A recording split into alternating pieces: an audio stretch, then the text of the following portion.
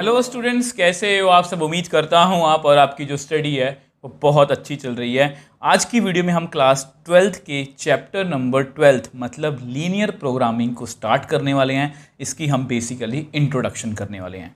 अब ये जो चैप्टर है इसको स्टार्ट करने से पहले मुझे आपसे कुछ बातें अपनी तरफ से शेयर करनी है जो इस चैप्टर को लेके आपके मन में कई बार कुछ ना कन्फ्यूजन्स रहती हैं, कुछ मिथ बने रहते हैं कि इस चैप्टर को हम तो ऐसे ही करेंगे। वो कन्फ्यूज़न या मिथ जो हैं वो आपके सीनियर्स की वजह से भी हो सकते हैं कि वो आपको बता देते हैं कि इस चैप्टर को ऐसे ही कर लेना, या कई बार टीचर्स भी आपको मिसगाइड करते हैं इस चैप्टर को लेके।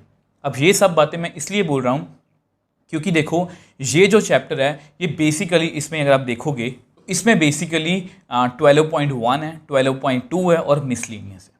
ठीक है, तो पहले क्या होता था, देखो ये जो चैप्टर है ना ये बेसिकली आपकी क्लास 12th का यूनिट नंबर 5 है। और ये एक लौता मतलब कि इसके जैसा एक यूनिट और भी है, मतलब ये यूनिट ऐसा है जिसमें एक ही चैप्टर है। मतलब यहाँ पर और CBS ने मेंशन किया कि इस यूनिट में से आपको 5 या 6 मार्क का पेपर जो है आपको पूछा जा सकता है। और जो अभी तक जो मतलब कि पिछला, अगर हम कोविड से पहले की बात करें तो इस चैप्टर में से क्या होता था कि ऑलमोस्ट ये श्योर होता था सभी टीचर्स को भी, सभी बच्चों को भी, कि एक आपको 6 मार्क्स का क्वेश्चन आना ही आना है। तो बच्चे इसमें क्या करते हैं, वो ज़्यादा बेसिक करने की इसका कोशिश ही नहीं करते, इसका ज़्यादा थ्योरेटिकल वो पार्ट करने की कोशिश ही नहीं करते और डायरेक्टली वो क्वेश्चंस करने बैठ जाते हैं। और नॉर्मली वो क्वेश्चंस पेपर में हो भी जाते हैं कई बार। ठीक है, और टीचर्स भी इसमें आपको मिसगाइड करते हैं कि 10 मिनट की एक वीडियो बनाई इंट्रो की और बता दिया कि ये LPP है कि इसमें हमें ग्राफ बनाने हैं। बट अगर आप आज का सिनेरियो देखोगे तो ये कंप्लीटली चेंज हो चुका है। ठीक है, आज का सिनेरियो क्या है कि आपकी जो नई NCERT है ना, आपको पता है आपका बुक चेंज हो चुकी है, आपकी बुक चेंज हो चुकी है, तो उसमें सिर्फ एक ही एक्सरसाइज है। अब ये आपके लिए बहुत अच्छी बात है कि जो जहाँ पर 3 एक्सरसाइजेस थी 12.1, 12.2 और मिसलेनियस, अब वो आपके पास सिर्फ एक ही एक्सरसाइज रह गई है। और एक और खुशी की बात आपको बता देता हूँ कि इसमें से वर्ड प्रॉब्लम्स जो हैं CBS ने रिमूव्ड कर दी हैं। वैसे मेरे अकॉर्डिंग ये गलत है क्योंकि वर्ड प्रॉब्लम्स अच्छी थी अगर आप लीनियर प्रोग्रामिंग को अच्छे से करना चाहते हो, बट वो CBSE का अपना डिसीजन है, इसमें हम नहीं जाएंगे। तो CBSE ने इसमें से वर्ड प्रॉब्लम्स मतलब कि बिल्कुल हटा दी हैं। अब इससे क्या हुआ, इससे चैप्टर और भी छोटा हो गया। तो आपके मन में ये होगा कि अब तो इंट्रो और भी छोटी होगी और हम सीधा क्वेश्चंस करने बैठ जाएंगे। और मैं जैसा कि मैंने बताया टीचर्स भी इसमें आपको मिस गाइड करते हैं। बट मैं यहाँ पर आपको एक बात क्लियर करना चाहता हूँ कि चाहे CBSE ने चाहे क्लास 10th की बात कर लें, चाहे 12th की बात कर लें, आपका सिलेबस कम कर दिया, बट उन्होंने कम्पिटेंसी बेस्ड क्वेश्चंस जो हैं वो इंक्रीज़ कर दिए हैं। तो उससे क्या होगा कि अगर आप सिर्फ इसको 10 मिनट की इंट्रो में करके जाओगे ना, एक 10 मिनट की वीडियो देखी, हाँ जी हमें LPP क्लियर है, तो बिलीव मी आपसे जो पेपर में आपका क्वेश्चन होगा, आप अब इस लेटेस्ट इस साल का CBSE का 2024 का सैम्पल पेपर उठा लो, उसमें एक क्वेश्चन 3 मार्क्स का है, उसमें दो मतलब कि उसमें आपस में चॉइस दी हुई है, 2 क्वेश्चन हैं। ठीक है, एक करना है हमें 3 मार्क्स का और 2 MCQs हैं। अगर आप सिंपल सिर्फ ग्राफ करके जाओगे, 10 मिनट की वीडियो देख के जाओगे ना, एक मतलब की बात गारंटी के साथ कह सकता हूँ कि आपसे वो सारे क्वेश्चन नहीं होंगे। मतलब जो 5 मार्क्स का पेपर आपको आया हुआ है ना, 5 का 5 मार्क्स को जो है उस पर आप क्रॉस लगा दो, वो आपको नहीं क्लियर होगा। और जितनी मतलब कि NCERT में जितने क्वेश्चंस दिए गए हैं 12.1 में, मेरे अकॉर्डिंग वो सफिशिएंट नहीं है। तो पहले तो हम NCERT को कवर करेंगे, बट मुझे ये लगता है कि वो सफिशिएंट नहीं है, इसलिए मैंने ये वीडियो उसी को ध्यान में रख के बनाई है। तो मैं आपको यही कहूँगा, देखो आप चाहे मेरे से पढ़ो, कहीं से भी पढ़ो, मैं किसी को बुरा नहीं बोल रहा, बट मैं आपके सामने सच्चाई रख रहा हूँ कि शॉर्ट वीडियोस के चक्कर में जो आज का ट्रेंड चला हुआ है, शॉर्ट वीडियोस देखने में अच्छी लगती हैं, बट नॉलेज में अगर आपको कुछ सीखना है उसमें कभी भी शॉर्टकट नहीं होता। तो शॉर्ट वीडियोस के चक्कर में अपना फ्यूचर मत खराब कर लेना। हमेशा टीचर्स की बात सुनो, बट उसको अपने अकॉर्डिंग, मेरी बात भी सुनो। अगर आपको लगता है कि वो आपको अपने अकॉर्डिंग में सही लग रही है तो उसको फॉलो करो। ऐसा किसी को ब्लाइंडली फॉलो मत करो कि बस 10 मिनट की वीडियो देखी और हमारा चैप्टर मतलब ख़त्म हो गया। ऐसा बिल्कुल नहीं होता। अगर आप आगे जाके कॉम्पिटेंसी बेस्ड एग्जाम की क्वेश्चंस करना चाहते हो, एग्ज़ाम्स देना चाहते हो, तो आपको बेसिक अपना स्ट्रॉन्ग रखना चाहिए। और उसी मोटिव से मतलब कि जो है ये मैंने वीडियो बनाई है, ताकि जो छोटी सी एक्सरसाइज भी है ना, क्योंकि उसमें से ज़्यादा क्वेश्चंस नहीं आएंगे। अगर आप क्वेश्चंस उठा के देखोगे ना तो बहुत अजीब तरह के क्वेश्चंस है, और मैं वो सब कुछ आपको बेसिक में ही देने की कोशिश करूँगा। उसके बाद हम इस चैप्टर पर अलग से एक वीडियो भी लाएंगे। जैसा कि आपको पता है कि हमारे चैनल पर आपको चैप्टर 1 से मैंने स्टार्ट किया था। चैप्टर 1 के आपको सभी मतलब कि इम्पॉर्टेंट क्वेश्चन, टॉप 50 क्वेश्चन हैं जिसमें case study, reasoning assertion, MCQs, 2 marks, 3 marks सभी क्वेश्चंस मैंने डाले हैं। इस वीडियो का लिंक भी आपको नीचे जो है डिस्क्रिप्शन बॉक्स में मिल जाएगा। तो एक अच्छे मन से, एक पॉजिटिव मन से आज की वीडियो को शुरू करते हैं। अब देखो, चैप्टर को स्टार्ट करने से पहले देखो, अब हम चैप्टर स्टार्ट करने वाले हैं, तो आपके मन में ना कुछ क्वेश्चन, हमेशा जब भी कोई नई चीज़ सीखने के लिए बैठो तो कुछ अपने क्वेश्चन साइड पे लिख लिया करो। अपने मन लिखने से मेरा मतलब आपके मन में होने चाहिए। जैसे कि सर लीनियर प्रोग्रामिंग होती क्या है और ये हमें करनी क्यों है, इसका हमें फ़ायदा क्या है। ठीक है, तो ये सब क्वेश्चंस आपके मन में होनी चाहिए। मतलब मैं इनका पहले आंसर करने की कोशिश करूंगा ताकि आपके मन में थोड़ी सी मोटिवेशन बने कि यस ये हमें चैप्टर करना है और कितना फ़ायदा है हमें इसका। ठीक है, तो इसको आप थोड़ा सा कोरिलेट कर सकते हो। क्लास 11th में हमने एक चैप्टर पढ़ा था, पहले चैप्टर नंबर 6 था, आजकल वो चैप्टर नंबर 5 है, लीनियर इनइक्वालिटीज़।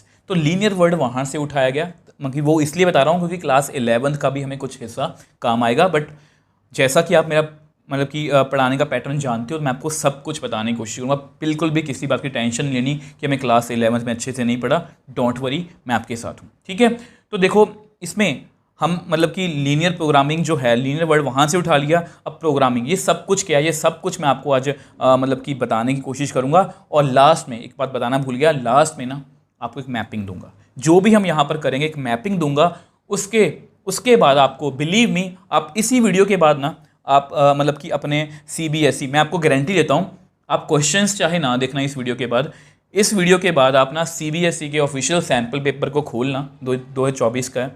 उसमें आप एक 3 मार्क का क्वेश्चन है, एक 1 मार्क के 2 MCQ हैं। वो दोनों मतलब तीनों क्वेश्चन जो हैं आपसे हो जाएंगे, मैं इतनी बात की गारंटी ले सकता हूँ।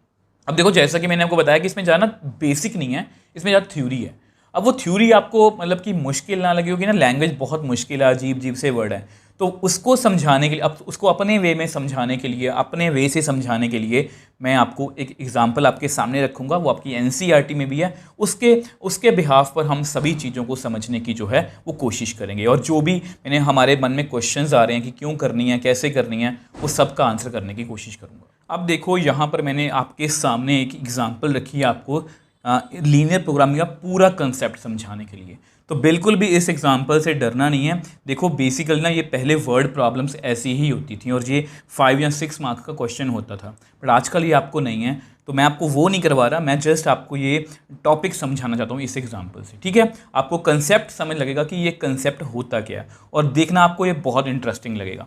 तो देखो, सबसे पहले देखो, A furniture dealer deals only in 2 items, tables and chairs. He has 50,000 मतलब कि 50,000 रुपीज़ टू इन्वेस्ट। उसके पास 50,000 रुपीज़ हैं and storage space of at most 60 pieces. A table cost rupees 2,500, chair cost rupees 500. He estimates that from a sale of 1 table he can make a profit of rupees 250 table पर, और chair पर उसको 75 हो रहा है। He wants to know how many tables and chair he should buy from available money to maximise his profit. तो ये बड़ा ही इंपॉर्टेंट वर्ड है, his profit, assuming that he can sell all the items which he bye.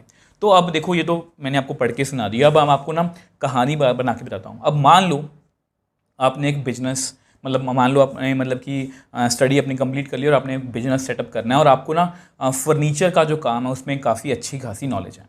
ठीक है, तो आप एक फर्नीचर का बिजनेस शुरू करना चाहते हो, तो आपने अपने फादर से या किसी से भी पैसे लिए। कितने पैसे लिए?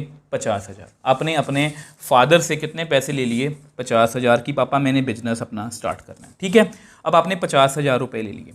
अब देखो, आपको पता, अगर आपने 50,000 रुपये ले लिए एंड हैज़ स्टोरेज, देखो ऐसे काम जो होते हैं वो तभी पॉसिबल होते हैं जब आपके पास बहुत सारी जगह हो, जहाँ पर वो सब चीज़ें आप रखोगे, डिस्प्ले करोगे, तभी आपका बिजनेस चलेगा। तो आपके पास ना जगह कितनी है कि जहाँ पर आप ज़्यादा से ज़्यादा 60 पीस रख सकते हो। कोई भी किसी भी तरह के 60 पीस रख सकते हो, चाहे वो टेबल हो चाहे वो चेयर हो। अब जो टेबल है, अब टेबल जो उसके कॉस्ट कर रहा है वो उसको 2,500 का, और चेयर कॉस्ट कर रही है 500 रुपीज़ की। अब टेबल पर प्रॉफिट कितना हो रहा है? टेबल पर प्रॉफिट कितना हो रहा है? 250, और चेयर पर प्रॉफिट कितना हो रहा है?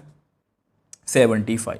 ठीक है, अब देखो, अब ये क्वेश्चन मैं सिर्फ आपसे नहीं पूछ रहा, आप भी किसी से पूछना। बड़ा ही काम का क्वेश्चन है कि मैंने एक बिजनेस स्टार्टअप करना है, मेरे पास 50,000 रुपये हैं, मेरे पास इतनी जगह है, तो मैं क्या चीज़ें ज़्यादा खरीदूँ? मैं कौन सी चीज़ ज़्यादा या किस तरह से खरीदूं, कितनी खरीदूं कि मुझे मैक्सिमम प्रॉफिट हो, कि मुझे मैक्सिमम प्रॉफिट हो।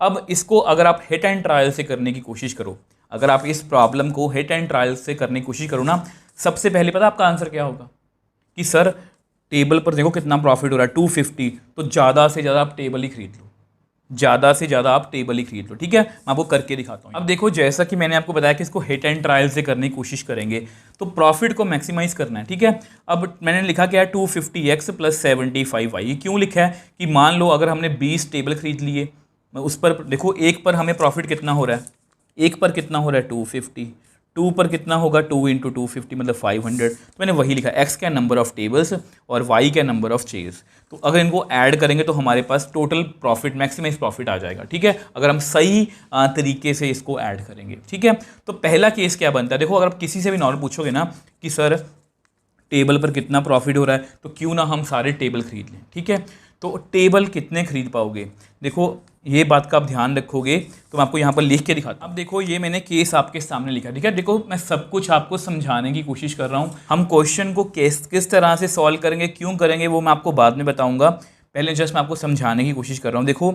हम मैक्सिमम 20 टेबल्स, अगर हम ये सोचें ना कि हम सिर्फ टेबल खरीद लेते हैं तो हम मैक्सिमम ना इतने टेबल ही खरीद, मतलब इतने पैसे हैं हमारे पास, तो 2500 रुपये का एक टेबल है, तो 20 टेबल कितने के आएंगे 50,000 के, यानी कि इससे ज़्यादा हम नहीं जा सकते। तो 20 टेबल खरीद सकते हैं और 20 टेबल पर हमें प्रॉफिट कितना हो रहा है 250 का, तो मतलब 5,000 का टोटल प्रॉफिट है। ठीक है, तो ये अगर हम सिर्फ टेबल खरीद लेना तो हमें 5,000 का जो है वो प्रॉफिट हो सकता है। ठीक है, अगर मैं आपसे कहूँ कि बच्चों ऐसा करो कि क्यों ना हम चेयर्स ही सारी खरीद लें, तो अगर आप चेयर सारी खरीदने की कोशिश करोगे, आप कहोगे सर 500 की एक चेयर है तो 50,000 की, देखो 500 की एक चेयर है तो 500 चेयर्स जो मतलब मैं अप्रॉक्सीमेटली मैं 100 चेयर्स ले सकता हूँ 500 रुपये की, कितनी आ जाएंगी मेरे पास 50,000 रुपये की 100 चेयर्स आ गई। और 100 चेयर्स, एक चेयर में मेरे कितना प्रॉफिट हो रहा है 75 रुपीज़ का, तो 75 × 100 में 7500 रुपये का प्रॉफिट हो गया। बट यहाँ पर आप गलत हो, क्यों, क्योंकि आप 100 पीस खरीद ही नहीं सकते।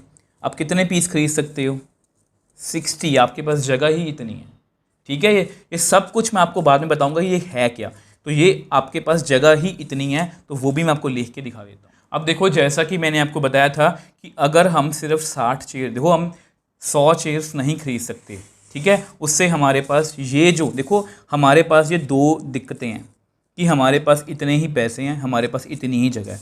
तो अगर मैं सिर्फ चेयर्स खरीदने जाऊँगा तो मैं मैक्सिमम 60 चेयर्स ही खरीद सकता हूँ, और 60 चेयर पर मुझे 75 रुपये प्रॉफिट हो रहा है, तो टोटल प्रॉफिट हुआ मेरा 4500। यहाँ पर 5000 हो रहा था, यहाँ पर 4500 हो रहा है। मतलब ये तो मैंने जस्ट एक सिंपल सा केस आपको बना के दिखाया, जस्ट आपको समझाने के लिए। ऐसे इनफाइनाइट वे हो सकते हैं, एक टेबल बाकी सारी चेयर्स, 2 टेबल बाकी सारी चेयर्स, 3 टेबल बाकी सारी चेयर्स, तो ऐसे तो हम करते ही रहेंगे, ऐसे तो हम करते ही रहेंगे। अल्टीमेटली हम किसी ना किसी रिजल्ट पर तो पहुंच ही जाएंगे, बट ये बहुत टाइम कंज्यूमिंग प्रोसेस है। ये तो हम बहुत छोटी सी बात कर रहे हैं बिजनेस के लिए कि 50,000 की अमाउंट है और 60 आइटम रख सकते हैं। अगर ये इन्वेस्टमेंट जो है वो करोड़ में हो जाए और जो हमारे पास जगह है वो भी मतलब कि लैक्स में चली जाए, तो फिर तो मतलब कि ये इसके सोल्यूशन निकाल पाना हमारे लिए मुश्किल है।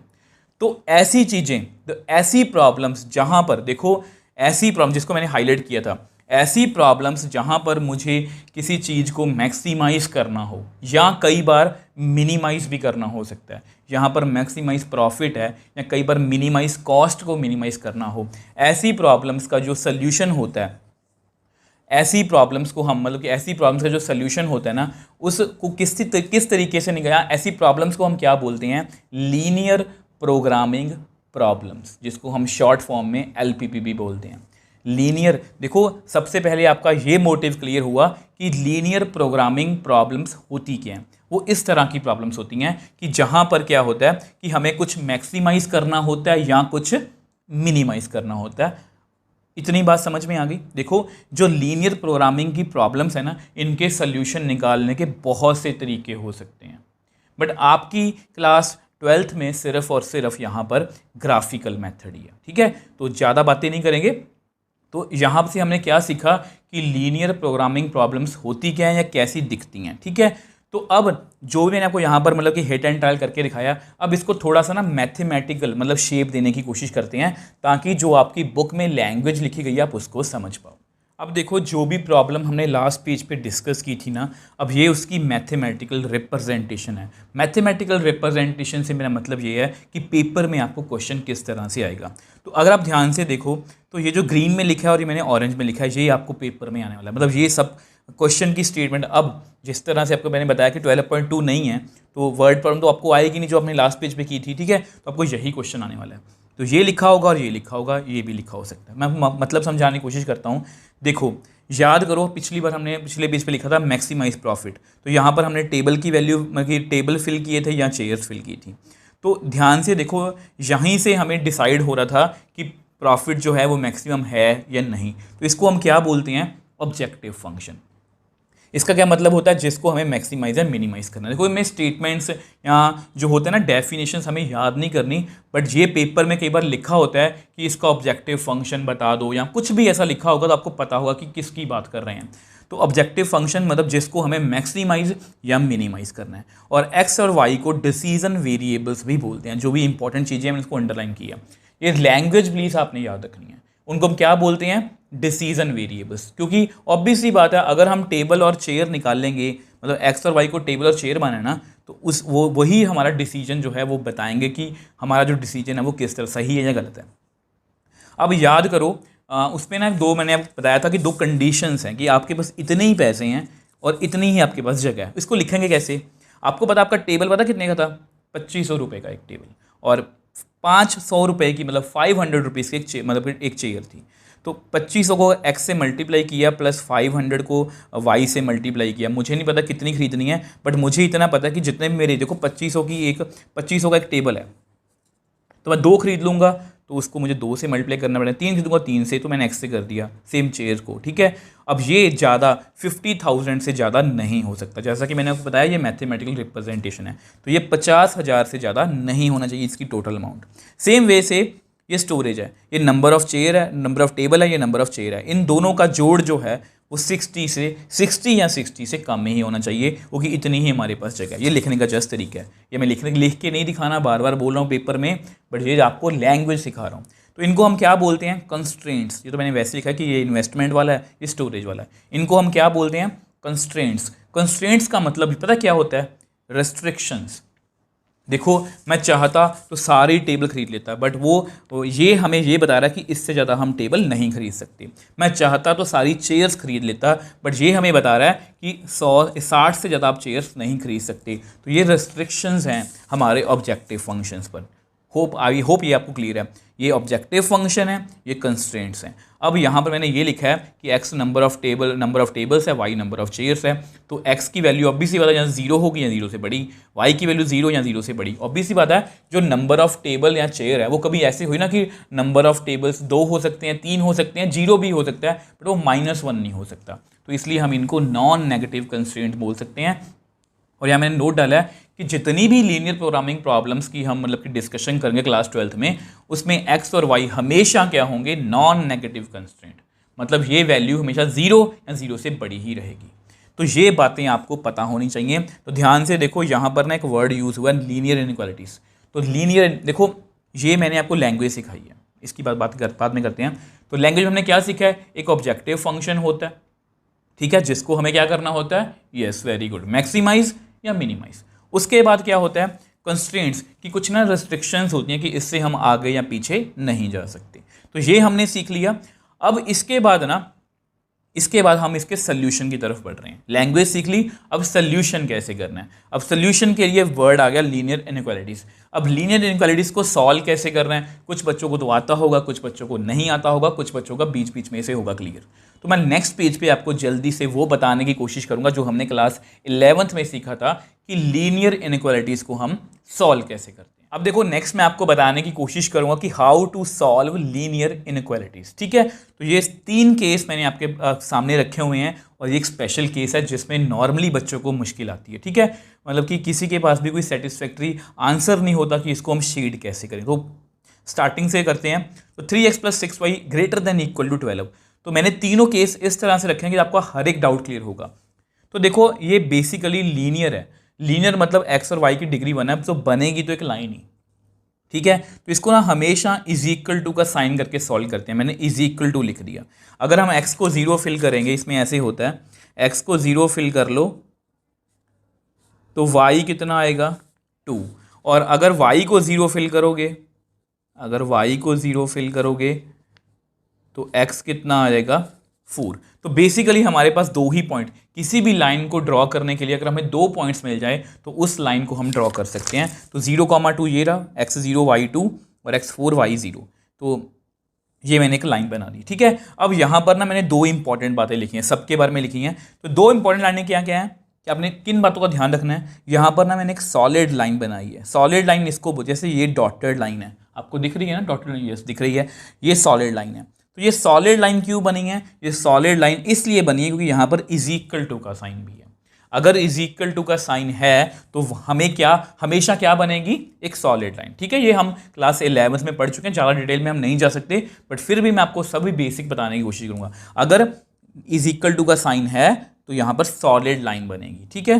तो शेडिंग कैसे करेंगे, अब शेडिंग इस तरह करनी है कि इस तरह करनी है, तो शेडिंग अवे फ्रॉम रीजन, इसका बहुत सिंपल सा कंसेप्ट है। देखो इसका मतलब ये है कि इसके ऊपर वाली सभी वैल्यूज़ ना, इसके ऊपर की सभी वैल्यूज़ को सेटिस्फाई करेंगी। जैसे 3x + 6y > 12 है। अब ये पॉइंट 3,3 यहाँ पर कहीं पर 3,3 यहाँ पर होगा, तो 3,3 यहाँ पर फिल करो, 9 + 18 विच इज़ ट्रू। ये ट्रू हो रहा है ना, मतलब इसके ऊपर के पॉइंट्स शेड हो रहे हैं। और नीचे का कोई पॉइंट ले लो, जैसे 1,1 इसमें फिल करके देखो, तो ये बनेगा 9 > 12, ये गलत है। तो मतलब नीचे के पॉइंट सेटिस्फाई नहीं हो रहे, ऊपर के हो रहे हैं। तो इसको हम ऐसे नहीं चेक करेंगे बार बार, हम जस्ट क्या करेंगे, हम हमेशा क्या करते हैं, ओरिजिन मतलब 0 को फिल करके चेक करते हैं। ये बहुत ईजी होता है। यहाँ पर 0 फिल कर लो, तो 0 फिल करेंगे तो 0 आंसर ही आएगा, 0 > 12। तो ये स्टेटमेंट क्या है, ये तो फॉल्स है, 0 कभी भी 12 से बड़ा नहीं हो सकता। अगर ये फॉल्स है तो फॉल्स का मतलब होता है अवे फ्रॉम ओरिजिन। याद रखोगे, फॉल्स का मतलब क्या होता है, अवे फ्रॉम ओरिजिन, ठीक है। फॉल्स का मतलब अवे फ्रॉम ओरिजिन। और यहाँ पर इसको देखो, सेम एग्जांपल लेने की कोशिश की है, लेस देन, यहाँ पर इज इक्वल टू का साइन मैंने नहीं डाला, सॉल्व वैसे ही होगी, सेम वही पॉइंट बनेंगे। तो यहाँ पर क्या बना हुआ है, डॉटेड लाइन। अब आपको पता है कि यहाँ पर डॉटेड लाइन क्यों बनी है, क्योंकि यहाँ पर इज इक्वल टू का साइन था तो सॉलिड लाइन है, यहाँ पर इज इक्वल टू का नीचे साइन नहीं है तो डॉटेड लाइन है। ये अब आप समझ गए हो, ठीक है। डॉटेड लाइन का मतलब ये होता है कि इस लाइन पर देखो, सॉलिड लाइन का मतलब ये है कि इस लाइन पर भी जो पॉइंट है ना वो इसका सोल्यूशन है, और इस लाइन पर जो भी पॉइंट्स हैं वो इसका सोल्यूशन नहीं है। इसका मतलब जस्ट ये है, जो ज़्यादा बेसिक में नहीं जाएंगे, बस इतनी बात है, ठीक है। क्लियर आपको। अब यहाँ पर लिखा है शेडिंग टुवर्ड्स ओरिजिन। अब देखो, अगर आप इसमें जो यही कंसेप्ट है कि इसके नीचे वाले सारे पॉइंट सेटिस्फाई होंगे, अगर इसमें 0 फिल करोगे ना तो ऐसे बनेगा, तो 0 < 12। अब ये क्या है, ये ट्रू है। ट्रू का मतलब होता है टुवर्ड्स ओरिजिन। मैंने इसको ऐसे बताया था आपको क्लास 11th में, टी मतलब ट्रू, ट्रू मतलब टी मतलब टुवर्ड्स ओरिजिन। टुवर्ड्स ओरिजिन मतलब ओरिजिन की तरफ शेड होगा। तो इस तरह से आप याद रखोगे। अगर फॉल्स है तो अवे फ्रॉम ओरिजिन, अगर ट्रू है तो टुवर्ड्स फ्रॉम ओरिजिन। तो ये आपको क्लियर हो गया। अब ये एक स्पेशल केस है। अब ये स्पेशल केस पता क्यों है, क्योंकि यहाँ पर ना कोई नंबर नहीं है, तो x - y > 0। इसको सॉल्व तो वैसे ही करेंगे, x को 0 फिल किया तो y 0 आ गया। अब y को 0 फिल करेंगे तो x भी 0 आ जाएगा, तो इसलिए मैंने अलग से एक पॉइंट फिल कर दिया। x को 1 फिल किया तो y भी 1 आ गया, तो इसको मैंने शेड कर दिया, मतलब ड्रॉ कर दिया। अब जैसे अब इसको ड्रॉ करोगे ना, आपको एक कंफ्यूजन आएगी। अब ये लाइन खुद ओरिजिन से पास हो रही है, तो इसका अवे फ्रॉम ओरिजिन और टुवर्ड्स ओरिजिन क्या होगा। तो ऐसे क्वेश्चंस में आप क्या करोगे, आपने ये देखना है, ये लिखा भी हुआ है ट्रू फॉल्स कंसेप्ट फेल। यहाँ पर ट्रू फॉल्स नहीं चलता।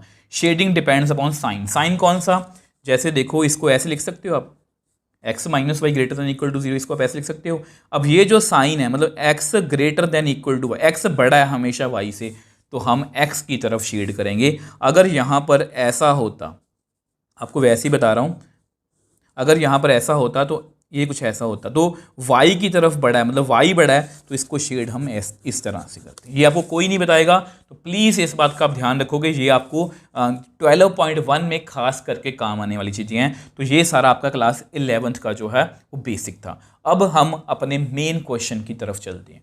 अब देखो नेक्स्ट आपकी वीडियो का जो टॉपिक है ना, ये सबसे इंपॉर्टेंट है। मतलब इसमें मैंने वो कंप्लीट एक ही पेज पर काफ़ी इंफॉर्मेशन देने की कोशिश की है और ज़्यादा मैंने अपनी लैंग्वेज यूज़ करने की कोशिश की है, क्योंकि आपको मैं अच्छे तरीके से समझाना चाहता हूँ। और अगर आपने ये समझ लिया ना, इसके बाद जस्ट मुझे एक लास्ट आपको बात बतानी है और आपकी वीडियो ख़त्म है। अब जैसा कि मैंने आपको बताया था, प्रॉमिस है, इसके बाद सीधा सीबीएसई का ऑफिशियल सैम्पल पेपर खोलना, क्वेश्चन सॉल्व करके देखना चाहिए। ठीक है, तो देखो graphical method to solve linear programming problems. तो जैसा कि मैंने आपको बताया था कि यहाँ पर हम ग्राफिकल मेथड को डिस्कस करने वाले हैं, मेनली एक ही की मेथड है। और मैंने आपको लीनियर इनइक्वालिटीज़ के बारे में बता दिया कि इसको शेड वगैरह कैसे करते हैं। तो आपको ये पता होना चाहिए कि शेडिंग अवे भी मतलब दूर भी हो सकती है, इधर को भी हो सकती है। और अगर आपके सामने देखो, जब भी आप शेडिंग करोगे ना, तो आप ऑब्वियसली बात है आपके पास 2 या 3, देखो अगर आप याद करने की कोशिश करो ना, अगर मैं आपको दिखाना चाहूँ तो आपकी जो फर्स्ट प्रॉब्लम थी ना आज की, उसमें कुछ इस तरह की इक्वेशंस थी।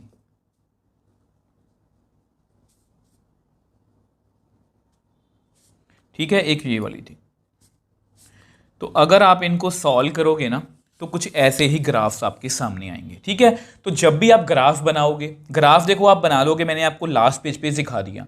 अब जैसे ही आप ग्राफ बना लोगे, शेडिंग कर लोगे, आपके सामने 3 प्रॉब्लम्स आएंगी। मतलब 3 नहीं, 2 मान लो, फिजिबल, इनफिजिबल।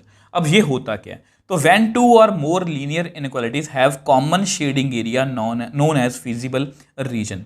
ठीक है, जब भी देखो अगर हम मतलब कि 2 लीनियर इनइक्वालिटीज को या 3 लीनियर इनइक्वालिटीज को शेडिंग करेंगे, तो ये हो सकता है कि उनमें कुछ कॉमन एरिया आ जाए। जिस तरह से मैंने आपको यहाँ पर बताने की कोशिश की है, तो उसको हम क्या बोलते हैं? Feasible region. अब कई बार ये भी हो सकता है कि उन दोनों में कुछ कॉमन एरिया आएगा ही नहीं। तो ये एग्जांपल आपके सामने, इसको छोड़ दो अभी, ये एग्जांपल आपके सामने है। तो ये एक लीनियर इनइक्वालिटी है, ये भी।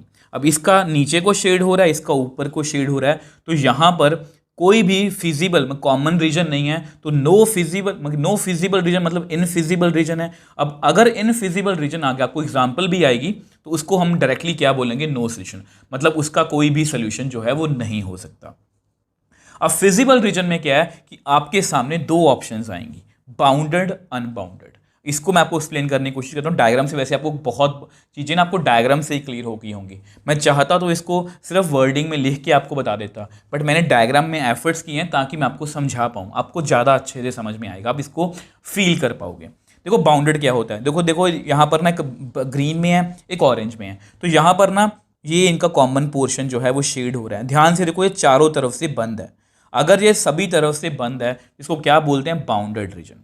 ठीक है, अब यहां पर देखो, यहां पर 3 लीनियर इनइक्वालिटीज हैं, 2 भी हो सकती हैं डिपेंडिंग अपॉन सिचुएशन, क्वेश्चन। ठीक है, तो यहां पर ये यहां से तो बंद है, बट एक साइड से खुला है, तो इसको हम क्या बोलते हैं? अनबाउंडेड। ठीक है, तो यहां पर तो हमें क्लियर पता है कि इसका कोई भी सोल्यूशन जो है वो नहीं होगा। अब यहां पर मेरी बात सुन लो, पॉइंट्स विद इन, जो बहुत इंपॉर्टेंट बातें मैंने लिखी हैं, सिर्फ सोल्यूशन के लिए नहीं, आपके एमसीक्यूज के लिए भी। जितने भी देखो यहाँ पर पॉइंट्स हैं, वो सभी क्या हैं? इसके सोल्यूशन है। अब देखो मेरा एक तरीका है कि मैं आपको हमेशा ये बोलता हूँ कि ऐसा नहीं है कि कोई भी टीचर आपको कुछ भी बोले आप मान लो, चाहे मैं हूँ। अब मैंने कहा कि जो भी ये है ना इसके पॉइंट्स इसके अंदर, वो सारे इसके सोल्यूशन हैं। देखो मैंने आपको आज ही लीनियर इनइक्वालिटीज करवाया। इसका मतलब क्या होता है कि इसके मान लो ये इस तरह से शेड हो रहा है, इसका मतलब ये है कि इसके ऊपर जितने भी पॉइंट्स हैं ना, वो इस लीनियर इनइक्वालिटीज़ को सेटिस्फाई कर रहे हैं। आपने ना क्लास 10th में एक चैप्टर पढ़ा होगा, लीनियर इक्वेशन इन 2 वेरिएबल्स।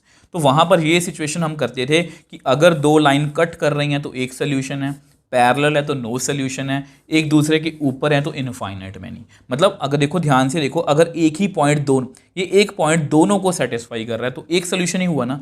अब यहाँ पर ऐसा कोई भी पॉइंट, ये वाला पॉइंट इसको सेटिस्फाई नहीं कर रहा, ये वाला पॉइंट इसको सेटिस्फाई नहीं कर रहा, तो नो सोल्यूशन।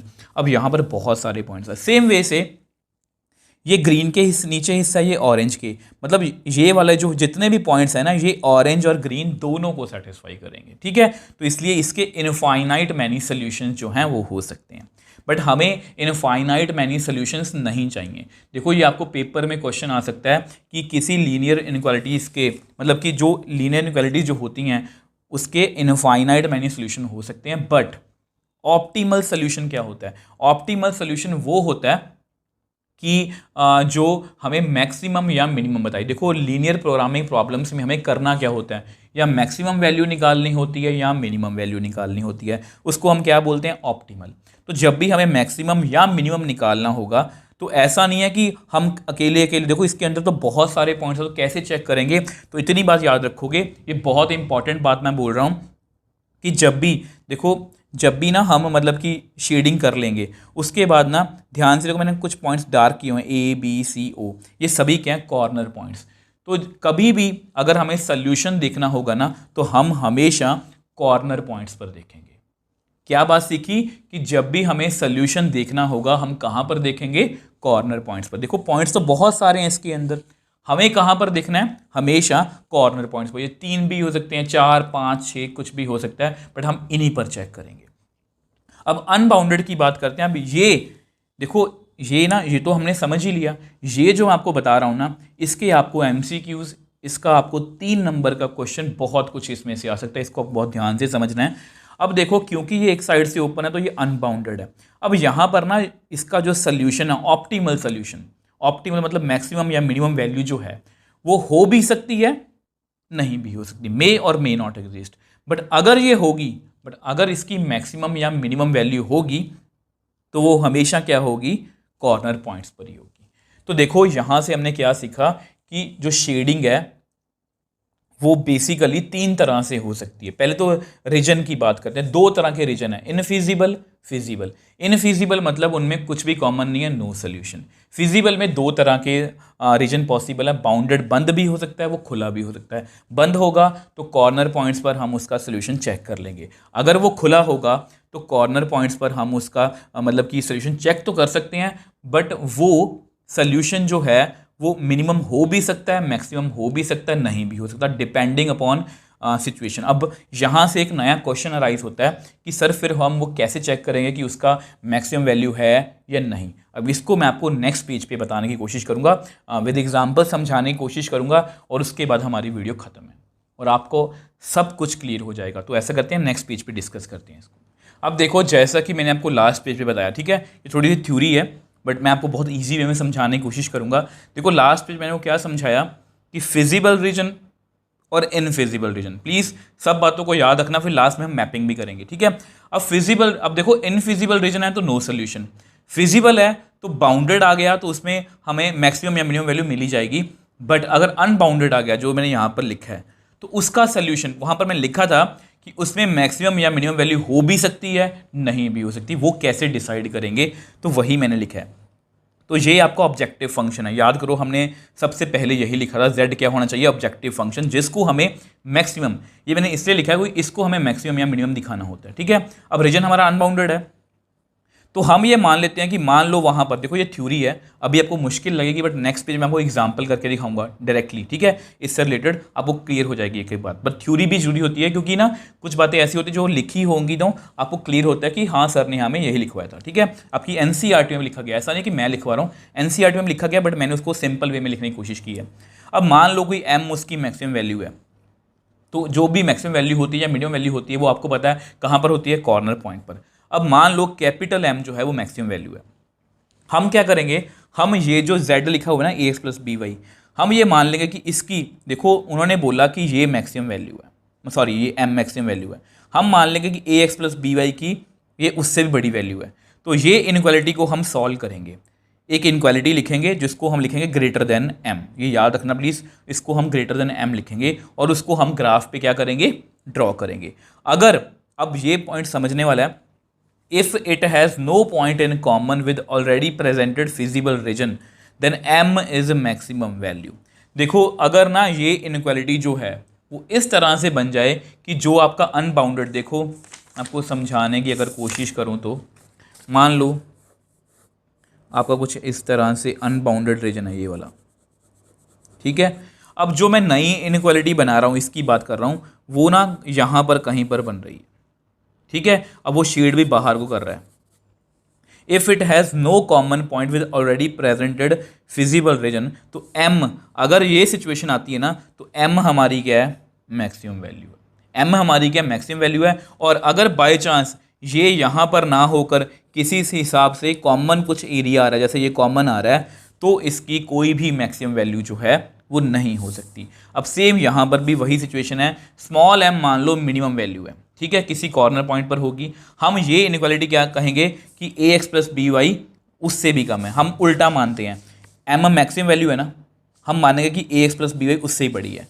ये छोटी वैल्यू मिनिमम वैल्यू है ना, हम ये मानेंगे उससे भी छोटी वैल्यू है। इसको भी ड्रॉ करेंगे, अगर ये इसी तरह से आएगी रेड में, मतलब कोई पॉइंट कॉमन नहीं है, तो ये जो है मतलब m जो है उसकी मिनिमम वैल्यू है। बट अगर ये कॉमन आ गया तो इसकी कोई भी मिनिमम वैल्यू नहीं हो सकती। आई होप, मतलब देखो अब मुझे पता है कि कुछ बातें कुछ बच्चों के कंप्लीटली ऊपर से निकल गई हैं, कुछ बच्चों को 20-30% समझ में आया होगा, कुछ बच्चों को 50% समझ में आया होगा। मुझे भी पता है कि बिना एग्जाम्पल के ये चीज़ें समझनी थोड़ी सी मुश्किल हैं। ऐसा करते हैं, उसको हम नेक्स्ट पेज पे समझने की कोशिश करते हैं with the help of example. अब देखो ये वो एग्जाम्पल है, वैसे ही बताता हूँ, ये एग्जाम्पल नंबर 4 है, बट मैंने उसमें अपनी तरफ से कुछ चेंजेस किए हैं, ठीक है। तो ये आपका ऑब्जेक्टिव फंक्शन, आपको क्वेश्चन पेपर में ऐसे ही आएगा कि इसकी मैक्सिमम या मिनिमम वैल्यू बता दो, जो भी पूछा होगा। तो यहाँ पर 3 मतलब कि इनइक्वालिटीज़ हैं। ये तो हमेशा लिखा ही रहता है कि x और y हमेशा क्या होते हैं, 0 या 0 से बड़े। अब देखो ग्रीन वाली लाइन है, ये मैंने इस तरह से पहले ही बना लिया कि ये बनाना आपको आता है, और यहाँ पर हम टाइम वेस्ट नहीं करेंगे बेसिक्स वाली वीडियो में, ठीक है। ये ऑरेंज में लाइन है और ये ब्लू में, ठीक है। अब शेडिंग जस्ट वैसे ही आपको नॉलेज के लिए बता रहा हूँ। अब आपको पता है कि 2x माइनस 3y, अगर इसमें हम 0 0 फिल करें तो ये कुछ ऐसा आएगा, और ये वाली लाइन ये कुछ ऐसी आएगी, और ये वाली लाइन ये कुछ ऐसी आएगी। अब 0 ग्रेटर देन -5, इसका मतलब क्या हुआ, ये ट्रू है। 0 जो है वो -5 से बड़ा ही है, मतलब ये वाली लाइन जो है ये ट्रू है, मतलब ये टुवर्ड्स ओरिजिन, मतलब ओरिजिन की तरफ को शेड करेगी इस तरह से, ठीक है। ये मैंने एरो हल्का सा बनाया वैसे ही आपको दिखाने के लिए। अब अगर इसकी बात करें ऑरेंज लाइन की, तो ये 0 ग्रेटर देन 3 ये फॉल्स है, ये अवे फ्रॉम ओरिजिन, मतलब ये इस तरफ अवे फ्रॉम की ओरिजिन शेड करेगी। और अगर हम ब्लू लाइन की बात करें, ये ट्रू है, ये टुवर्ड्स ओरिजिन इधर को है, तो इसके बीच में जो भी एरिया बनेगा वो हमारा शेडिंग एरिया। मैं आपको बना के दिखा देता हूँ। अब देखो जैसे मैंने आपको शेड करके दिखाया, ठीक है, ये आपका अनबाउंडेड रीजन है। क्यों? क्योंकि यहाँ से ओपन है।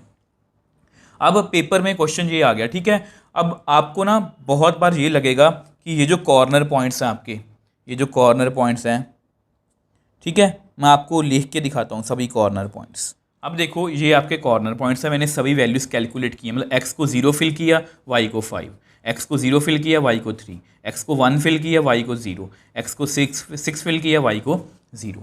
तो अब देखो आपको, जैसा कि मैंने आपको बताया था कि कॉर्नर पॉइंट्स पर ही मैक्सिमम या मिनिमम वैल्यू हो सकती है, तो यहाँ पर हमारी जो मैक्सिमम वैल्यू है ना, हमें ये लग रही है, ठीक है। तो ये लग रही है, अभी हमें क्लियर नहीं है। तो पेपर में आप क्या करोगे, पेपर में आप लिख के आओगे कि ये मैक्सिमम वैल्यू है, और आपका क्वेश्चन गलत भी हो सकता है, गलत भी हो सकता है। अब वो गलत कैसे, गलत है सही चेक कैसे करेंगे, जैसे कि मैंने आपको बताया कि हमें ना एक इनइक्वालिटी लिखनी है। वो इनइक्वालिटी कैसे लिखेंगे, यहाँ से लेट -50x + 20y। अब जैसा कि ये मैक्सिमम वैल्यू है, तो हम इससे भी बड़ी वैल्यू लिखने की कोशिश करेंगे, मतलब 100, जैसे मैंने को बताया था, greater than m smaller than small m। तो ये लिख लिया मैंने, ठीक है। थोड़ा सॉल्व करते हैं इसको।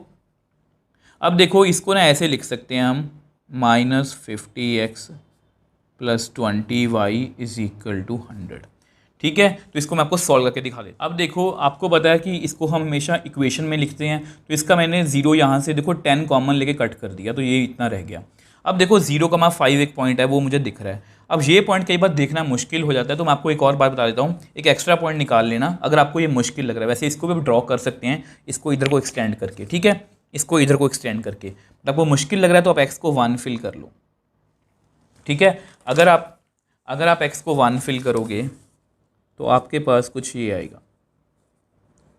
ये सब प्रॉब्लम्स मैं इसलिए बता रहा हूँ आपको, ताकि आपको कोई भी दिक्कत ना लगे। तो 2y = 15, तो y कितना आ गया 7.5, तो y 7.5 यहाँ पर कहीं पर होगा, ठीक है, ये 1 है।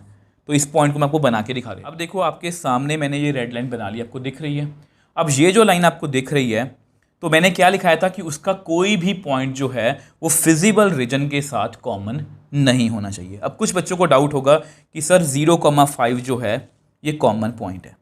देखो 0,5 कॉमन पॉइंट नहीं है। ये कैसे मैं कह सकता हूँ, याद करो लीनियर इनइक्वालिटी जो हमने आज ही पढ़ा है, ये एक डॉटेड लाइन है। डॉटेड लाइन पर जो भी पॉइंट होता है वो काउंट नहीं होता। मैंने आपको बताया था कि डॉटेड लाइन पर जो भी पॉइंट होता है वो काउंट नहीं होता। मतलब ये 0,5 जो है वो कॉमन पॉइंट नहीं है। और इसकी वैसे भी शेडिंग अगर आप देखोगे ना, इसको अब 0 0 फिल करना तो ये कुछ ऐसा ही बनेगा, 0 ग्रेटर देन 100, मतलब ये फॉल्स है। फॉल्स मतलब अवे फ्रॉम ओरिजिन, ओरिजिन से ये इधर को जाएगा, ये इधर को जा रहा है, ये इधर को जा रहा है, मतलब यहाँ पर देयरफॉर। जैसा कि मैंने आपको लिखवाया था, क्योंकि इसका कोई भी कॉमन पॉइंट नहीं है, ये आपका फिजिबल रीजन है, उसके साथ इसका कोई लेना देना नहीं है, तो m जो है वो हमारी मैक्सिमम वैल्यू है। अगर ये इसका मतलब कॉमन रीजन होता, मतलब अगर ये यहाँ पर होता ना, ठीक है, अगर ये यहाँ पर कहीं पर भी होता, मतलब कॉमन होता, तो m इसकी मैक्सिमम वैल्यू नहीं आनी थी। अब सेम चीज़ हम मिनिमम के लिए भी कर सकते हैं, वो मैं आपको क्वेश्चंस में बताऊंगा, ये जस्ट मुझे आपको समझाना था। आई होप इसको आप फील कर पाए हो। देखो, जब भी अनबाउंडेड आएगा तो आपने क्या करना है, सारा क्वेश्चन यहाँ तक हमें सेम करना है, यहाँ तक सभी क्वेश्चन हम सेम करेंगे। उसके बाद अगर आपको पता कि ये अनबाउंडेड रीजन है, तो आपने z का ऑब्जेक्टिव फंक्शन का ये वाली लाइन उठा लेनी है, और ग्रेटर मतलब मैक्सिमम वैल्यू पूछी है तो ग्रेटर देन 100 लिखना है, और अगर यहाँ पर मिनिमम पूछा होता तो हम लिखते -50x + 20y लेस देन, ये सबसे मिनिमम वैल्यू है ना, -300। उसको बना के चेक कर लेते, अगर वो बीच में बनती तो उसकी मिनिमम वैल्यू नहीं होनी थी, अगर उसका कोई भी पॉइंट कॉमन नहीं आएगा तो वही जो -300 है वो मिनिमम वैल्यू। आई होप ये आप समझ पाए हो। देखो, मैंने पूरे एफर्ट्स लगाए हैं कि मैं आपको सब कुछ समझा पाऊँ। अब जो भी एफर्ट्स हैं उसको आपको एक पेज पे लिख के दिखाऊंगा, मतलब वो आपका माइंड मैप है। आपको उसके बाद किसी भी क्वेश्चन में, कोई भी आपके दिमाग में LPP को लेके कोई भी दिक्कत जो है या डाउट जो है वो नहीं रहेगा। अब देखो, ये हमारा वीडियो का लास्ट पार्ट है। ये जस्ट इसलिए बताया, देखो सब कुछ हम कर चुके हैं, ये जस्ट आप इसका स्क्रीनशॉट लेके लिख के रख सकते हो, जब भी आपको दिक्कत लगे इसको पढ़ लेना।